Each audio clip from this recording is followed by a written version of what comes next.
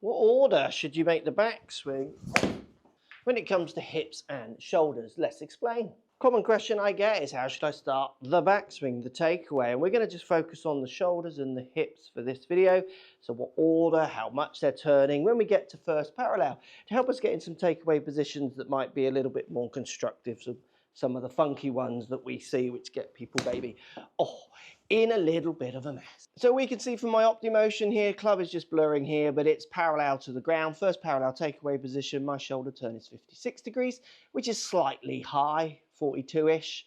I think Rory's around 47 at this point. And then my hip turn is 13 degrees.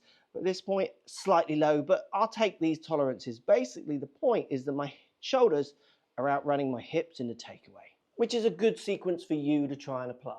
Simple drill to get the feeling of this sequence. Take your stance with a medium iron. I've got an 8-iron here. Got my feet very close together, okay, and a couple of head widths apart.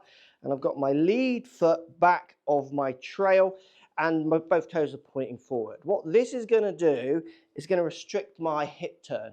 And from here, I can feel just trying to pull that club back with my shoulders. So feeling like I'm rotating as this goes down. So I'm not just rotating flat. I'm basically starting to turn this way.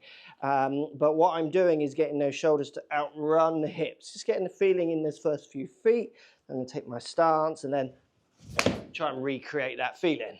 Now, if you're someone whose shoulders run away from you, because the flip pattern we see is people get the shoulders really kind of pulling back where the hips don't really do anything. This is when the club gets way inside. You can literally reverse this drill.